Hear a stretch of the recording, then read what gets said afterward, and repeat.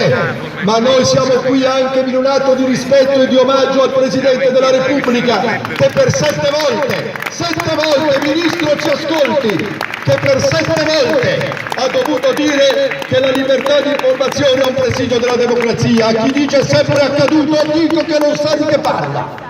Perché non è mai accaduto che un Presidente della Repubblica per 7 volte in un mese dovesse richiamare l'attenzione sulla libertà di informazione a rischio. E se il Presidente della Repubblica vede delle nubi inquinate nel cielo, chi siamo noi per reagire in modo moderato o silente o piegare la testa? Se qualcuno pensava che qui ci fosse stato un sindacato, come altri forse, che di fronte alle ingiurie e alle aggressioni dicesse sì grazie, dacci qualche cosa, dacci un tozzo di pane, e noi veniamo a capo chino, ha sbagliato indirizzo. Questo non è quel sindacato. La Federazione della Stampa e l'Ordine dei Giornalisti non trattano in presenza di aggressioni e di ingiurie che negano in sé la contrattazione. Ecco perché le parole del Presidente della Repubblica non possono essere cancellate. Il Presidente della Repubblica a Merano è andato oltre l'appello. A Merano, come sanno i colleghi di Trento e Bolzano, e come sanno altri colleghi, quelli che sanno leggere la Costituzione, il Presidente ha detto: dall'articolo 21 deriva la necessità di rimuovere, articolo 3, applicato all'articolo 21, di rimuovere quegli ostacoli che impediscono il pluralismo, e ha spiegato perché il contributo pubblico è parte fondante dell'articolo 21 della Costituzione. E le parole di questo Presidente, lo dico agli smemorati, che ne abbiamo anche al nostro interno, quelli che passano le giornate a insultare sulle reti e non a partecipare alla solidarietà collettiva. Noi abbiamo alcuni al nostro interno che le loro giornate le passano più a insultare il vicino che non ad appassionarsi alla difesa della libertà di informazione. E prima di questo Presidente, Ciampi aveva scritto alle Camere, ricordando che la libertà di informazione è un presidio della democrazia, è il diritto di scelta del cittadino.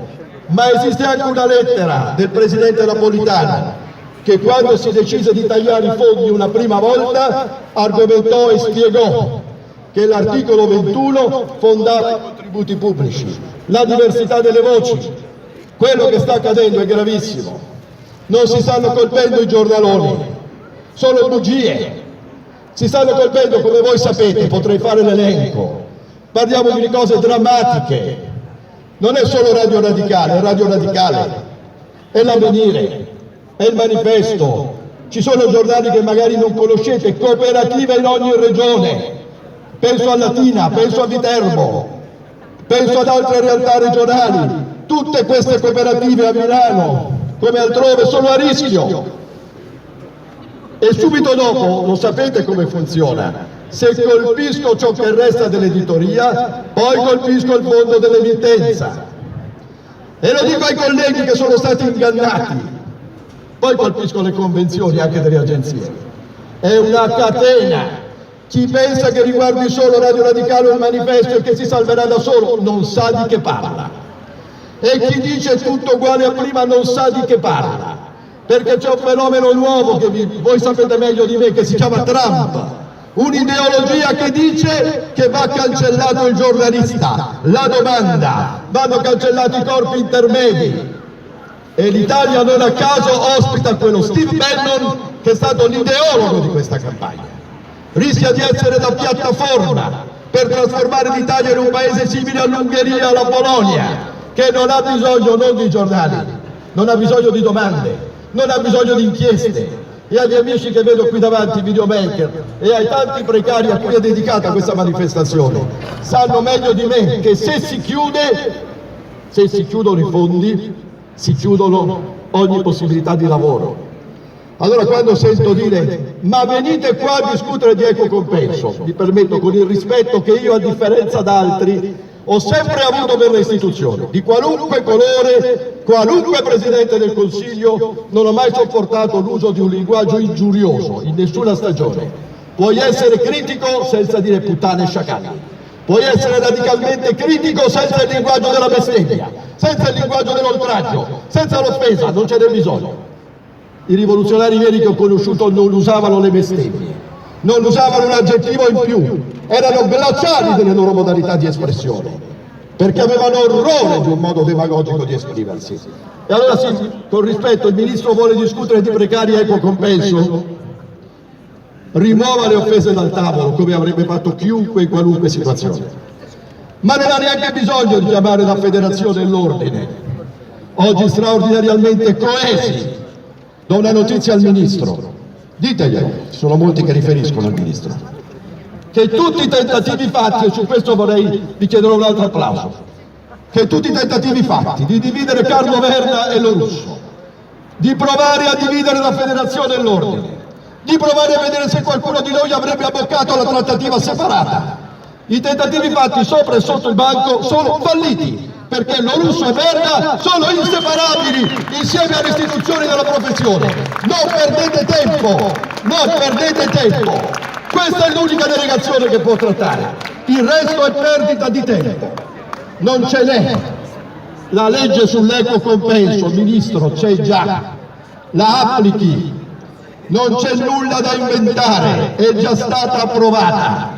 La legge sull'equo compenso, che si lega agli articoli della Costituzione e della Dichiarazione Universale sulla dignità della mercede, la dignità del riconoscimento professionale, che non è solo la sopravvivenza, è il diritto a vivere per poter scrivere, perché se io non ti pago io ti ricatto, è un'informazione permanentemente sotto ricatto, forse quella che piace, quella in rete senza domande e senza diritti. L'applicassero la legge sull'equo compenso, nessuno glielo impedisce. Hanno risposto manca di soldi, mi permetto di dare un suggerimento di un emendamento. Il ministro Di Maio può alzare il telefono e chiamare Bonafede e dirgli: guarda, visto che l'hai detto 20 volte, porta in votazione la legge sulle querele bavaglio e stabiliamo che un terzo, un quarto, la metà di quello che dovranno lasciare i molestatori dell'articolo 21, querele bavaglio. Ti chiedo 50 milioni, perdo, ne lascio 25, li metta nel fondo per l'equo compenso e per il precariato. Gli diamo anche un suggerimento di emendamento se non ci arrivano. L'emendamento è facile da fare, così come una parte dei fondi delle multe dell'Agicom possono andare in quel fondo. Se si vuole fare, si può fare. Questo è il senso della nostra iniziativa, composta da qui non solo partite ingiurie verso il governo, non solo partite ingiurie, sia chiaro, verso i ministri, non solo partite ingiurie verso la politica, perché non facciamo parte di quella gente che vuole abbattere le istituzioni, le abbiamo nel cuore. Da qui è partito un invito a trattare in modo limpido, serio, sereno, sedendosi ai tavoli senza minacce da una parte e dall'altra. Non ci si siede annunciando giorno dopo giorno: vi chiudiamo l'ordine, vi chiudiamo i fondi. Non è una trattativa, non si spara e poi si chiede la trattativa. Le trattative si fanno in un altro modo e in un altro spirito. Questa è la ragione per la quale credo che sia giusto il nostro applauso dedicarlo intanto ai precari che sono venuti oggi a questo presidio. Facciamo un applauso ai precari che sono venuti a raccontare le loro storie.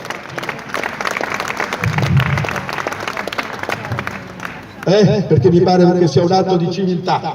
Sì, è giusto farlo, perché bisogna ringraziare chi è venuto a portare la sua testimonianza. E così come abbiamo iniziato, l'ultimo ringraziamento lo faccio a nome di tutti, a tutte le associazioni regionali, perché nel giro di 2 settimane chi pensava di schiantarci prima si è beccato delle grandi manifestazioni sul tema della libertà in tutte le città italiane, organizzata con straordinaria generosità da tutte le associazioni regionali di qualsiasi orientamento e di qualsiasi colore, tutte schierate davanti alle prefetture per difendere l'articolo 21 della Costituzione. E oggi questo presidio, che è solo un anticipo, l'ambizione è quella di trattare, ma se qualcuno dovesse pensare che è giunto il momento di abrogare l'articolo 21 e la funzione critica dei giornalisti, sia chiaro: la prossima sarà una grande manifestazione nazionale che metterà assieme senza distinzione di parte quanti hanno a cuore la Costituzione e l'articolo 21 sono invitati da oggi a venire in piazza solo con la Costituzione e un'enorme bandiera tricolore, perché noi a questo scippo dei valori costituzionali non assisteremo a capo chino, né oggi né domani.